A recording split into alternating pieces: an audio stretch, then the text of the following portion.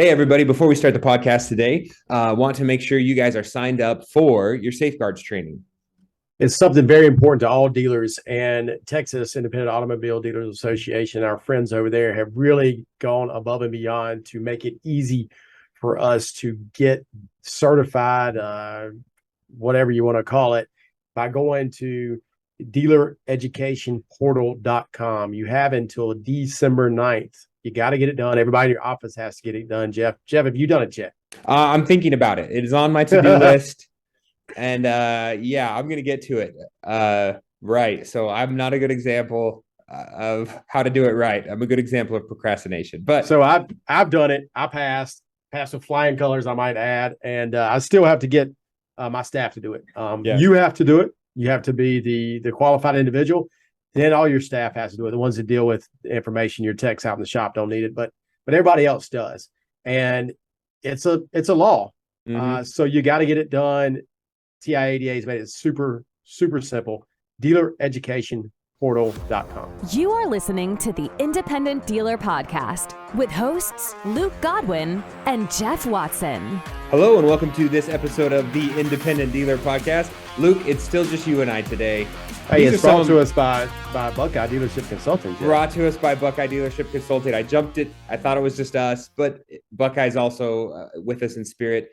I like these episodes, Luke. Sometimes I got stuff on my mind, and I know you've got stuff on your mind. Man, things have been really, really interesting lately. I don't know how your October was. Mine was actually really good. So good. I was up like 15% the month before, and I was up like maybe 50% from year ago, October. So I don't know what happened to me last year in 2021, but I had a couple horrible months in September and October. So to get back to a good range where I had a good number of sales, I originated a respectable number of loans, was actually pretty refreshing given all the other factors out there. Yeah, I mean, it's, we just had a discussion, you and I off air, but I feel like returning to normal. And honestly, I like normal. I've been in the normal car business for, 20 years. And then there was a 2-year hiatus there where I just don't know what happened. And I'm glad to see right side up and not upside down again, because that's been tough. And by that, you mean return to normal, meaning that the right side is up, meaning the cars depreciate. Yeah. Repos happen. There is a food chain. You get the off lease, or the new car store gets the off lease. That car sits there and ages out. Then they send it to a wholesaler or the auction. And then you pick up a car that's hopefully frontline ready and has depreciated a little bit. They take some losses on the days in inventory. We buy the car at a reasonable wholesale price. We've got some room, not this backward stuff. Yeah. And you do know you can never buy a car that's frontline ready, right? Even though they tell you that. So he'll swear it up and down. It's frontline ready. It's frontline ready. It just needs tires and, a motor mount. And, yeah. So here's my problem with some of those. When I see those cars that are being timed out or aged out or even sold by other dealers, we still have a parts and recall issue. And I always scrutinize those. I'm like, oh, that he's wholesaling that car and it looks awfully clean. There is something I don't know. There is some little ABS sensor or some little PCU or PCM that is just not available. And I need to do my research first, because he's sat on that thing for 6 months waiting for the recall to get handled, or waiting for that little teeny sensor to come in, and it's not coming in. So do I want to sit on it for another 6 months?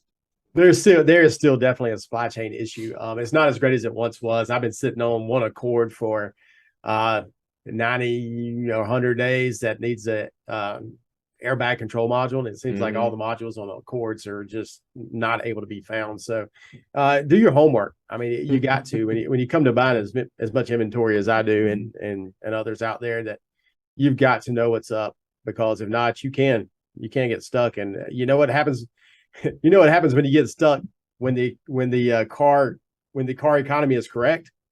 Yeah, you lose money. Yeah. Because last year, you're like, sure, I'll sit on it for another 6 months. It's going to be worth more. That's right. Last year, cars were going up. So you sit on it 90 days and you rebook it and you're like, holy cow, I just made $3,000. But no, that is not right side up. That was inside out or upside down, however you want to call it. But you say that are increasing. Yeah. And I look at my buy sheets here, the stuff that I bought last week, a 2020 Civic. I'm like, dang it. That's why that guy sold that thing to me for such a good deal. It's going to show up with an ABS problem. Oh, so I think we get it on all angles from that standpoint. And to that point, prices are, I mean, you look at like, Black Book or MMR retention, and it is back to kind of that normal depreciation month over month, quarter over quarter. Is now the time to buy?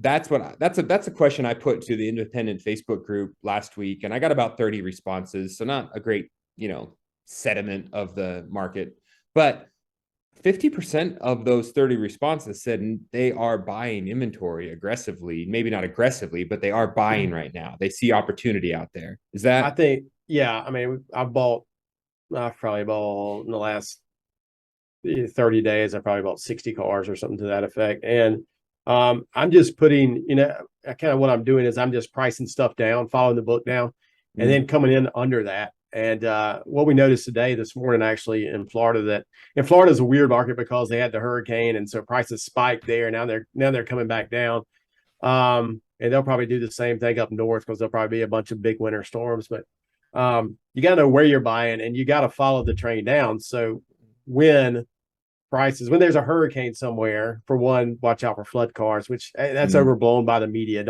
That's nonsense. Don't worry about things like that. Do your due diligence, but don't worry about it. But you got to know if it spikes somewhere, you got to move your buying somewhere else, and be cognizant of what's going on in the economy, in the country, to know when to go. We're coming up on elections, Jeff, and it always shakes people. And so if you're going to buy, typically before the election is the best time to buy, or during that cycle, and you buy. Because we're heading up to what should be our best time of the year. And so you got to get those cars ready. And when you say that, best time of the year is tax time, right? And you guys know, if you listened to the episode last week or the week before, we talked about tax max. And of course, Bill believes there's going to be another tax season, that there's going to be large tax returns. And I would say, yes, everything that I know about what's going on with our customers is these tax returns are going to mean a lot, and they're going to be needing them in order to get into a new car because they don't have a lot of down payment saved up, in order to get out of their flipped cars. So if you're a retail dealer and you're trying to get someone that's upside down on their vehicle, that tax return is going to be incredibly helpful. Yeah. And, and there is going to be tax money. There's always tax money. It's whether you get it or not, Jeff. And TaxMax, great partner of ours, and should be a great partner at your dealership to help you get that tax money. It is going to be there. Yeah. You've got to make sure you have a plan to get it. So give them a call, right? And the biggest thing about all that is cash flow, Luke. And that's what's super interesting to me from many, many aspects. And you say, hey, now's the time to buy. But at the same time, I'm saying now's the time to be, in a good cash position to weather the storm and or take advantage of things. So I have the hardest time reconciling, like, wait a minute. Am I supposed to spend my available cash on inventory right now and stock up for tax time? Or am I supposed to keep my powder dry just in case it hits the fan and then I've got to make it through some tough times? Yeah, I think it's a fine line to walk there. It's a balance, Jeff. The balance is this: can you buy the right inventory today? And can you get it ready fast enough to sell it? And if the answer is yes, you should buy. Okay. If you don't have a lot of cash and you're just buying inventory that may take you a long time to get ready because you just want to go buy something, that's not the right time to buy. We got to have a plan for everything we do. And if you don't have a process, you don't have a plan, just buying inventory is not the right thing to do right now. The right thing to do would be to hold the cash and wait till you have those people in place, those policies in place, those procedures in place, and then you can go do what you need to do. Yeah. So my rule of thumb for the most part is I try to keep somewhere between, 4 to 6 months worth of like cash for overhead, right? So I say, okay, what is my typical payroll? What is like my rent expenses? What are my hard things? Okay, can I keep somewhere close to that in cash in case things slowed down? Now, I'm not talking about a total shutdown. It's not like I'm going to have to contribute 100% of my overhead for 6 months, but that's kind of a safe area to say, okay, and that's super conservative, right? I would argue against that. I think that's insane. Yeah. But it's all based on your expenses, right? So for me, it's kind of a smaller amount based on my total, inventory. When I think we did this with Joe Lascota years ago in our whatever it is, car dealer management class, whatever it was, CMD. And I think he said 2 months of overhead, or a month and a half of overhead is where you should be. And especially in the buy here, pay here business, you don't need nearly that because the payments are coming in so much. In a retail store, I could see why you would definitely need that buffer, because you could just go and not selling cars. Yeah, you might want to be a little bit more on the conservative side. I'm a conservative fella. Here's what makes me panic. So we hear the stories every day. I mean, just last week, there was an AFC rep that came by with the black book fella, backlots fella, and, trying to get me to sign up for a flooring line and this, that, and the other. And I'm like, flooring lines, no, thank you. Like, debt is what's going to take out dealers. And he's like, oh yeah, I had 7 of my dealers closed down. 7 dealers in my region shut down, last week alone. Wow. And it's like, oh yeah, you're right. There are a lot of dealers. And he had one, they had to go pick up all the cars. They went and rounded up all the cars off his lot. It happens. I've seen that. I've seen that happen. And just a quick side note to that, and a warning to all dealers out there. If for some reason AFC or MAFS, or not even MAFS, whatever, Netsky or whatever, comes out and repossesses everything on another dealer's lot, if your car is parked there, guess what's going to be repossessed? Your car as well. And talk about a mess to get that back. So if you're swapping inventory with folks, which I do not recommend, and for some reason that guy goes belly up, you're going to probably end up losing that car. So be very, very careful, because it does happen. I've seen it a lot. Yeah, and that's a cash flow argument, right? Like, your flooring line hit you for a curtailment and said, hey, all your inventory is impaired by 10 or 20%. You need to get us back in line. They can do that, from what I understand. Oh, 100% they can. If you don't make it within that time, they say, great, we're going to take our losses, snag your cars. I saw some stuff going through Mannheim the other day that was being sold by the flooring line. I was like, wait, I've never seen that seller on there before. And sure enough, I've seen it a ton. Yeah, I was like, that's interesting. So also, to plug another one of our sponsors, guys, throwing a commercial here for Buckeye. That is one of the places where it's a double-edged sword for some dealers, right? For me, when I first started out and cash was super thin, it was hard to put money away into a reinsurance company, right? You start looking at that builds up 5, 6, 7, 8, 10 grand a month that you're pushing off into your reinsurance company for those premiums. But once you build it to the point, now that also becomes an emergency fund. And you say, hey guys, I want to set this up as a line, so now I can draw on it when I get a curtailment for my flooring line, or I can draw on it if times get tough. Yeah, it's super interesting how that money sitting there can be a lifeline. And that's something great that a reinsurance company, and Buckeye's the way to go here. If you have that money that you've been putting back and back and back every month, when times do get hard, you can loan that money back to yourself, Jeff. Charge you very little interest. It can be essentially your flooring line if you need it at some point. So call our friends over at Buckeye. Get it done before the end of the year, y'all. There's so many tax savings to this. It's a savings account. It's tax savings. It helps you sell your product, not someone else's. So make sure to look them up. Yeah, definitely the way to go. And continual training, guys. I mean, that's something we talk about all the time with these is, hopefully you guys made it out to the Buy Here, Pay Here Super Forum. We've got a lot of other conventions and conferences coming up, the first part of next year, 2023. A lot of this is just being educated. None of us can really tell the future. And I think a lot of that, a lot of it is we are beholden by outside forces, right? I mean, we talk about like Carvana Q3 earnings coming out tomorrow on the 3rd of November. And just an aside there, it's going to be a bloodbath.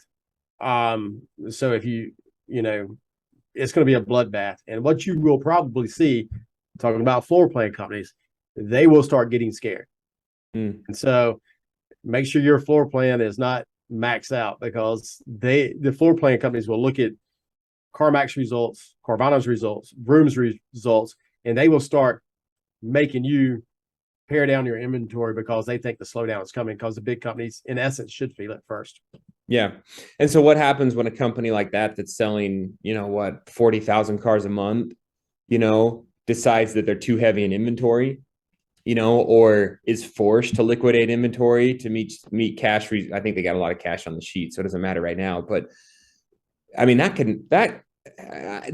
got to have a huge effect on car prices too. This is something Jeff, this is something we've never seen before. We've never experienced this in the car business. I'm talking about getting back to normal. Normal is not one independent car dealership having 100,000 units, right? So CarMax, but I think that's a bit of a different model there. But you're right. What could happen is that Carvana, Vroom could have all this inventory and all of a sudden need some cash, be cash called or whatever, and have to start liquidating. You want to talk about a market mover? I think that could really be a market mover. I don't think that's going to happen anytime soon at all, but it's just something to keep in the back of your mind. I buy cars from Carvana, Vroom, all those big players, and I don't see anything coming down the pipe but they could all of a sudden stop buying as well. They stop buying, prices go down too. Mm-hmm. All these things to remember, because it is slowing down. Yeah.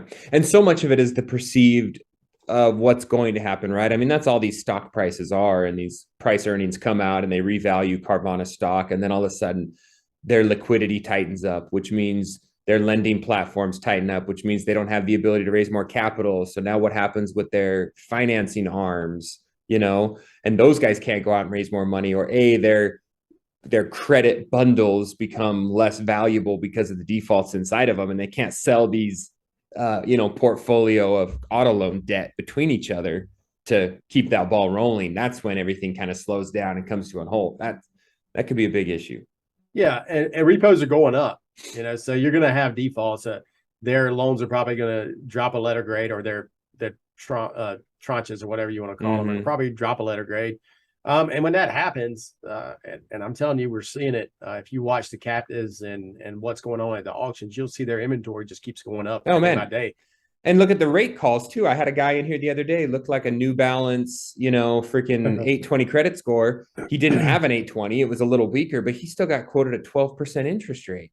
And I was like, I had a deal done yesterday. I mean, done. The guy is sitting in the credit union's office on a 17 Silverado, way back a book. The guy walked from the credit union because they offered him an 8% rate. Yeah. And I said, hey, buddy, it is what it is. You're not going to get much better than normal.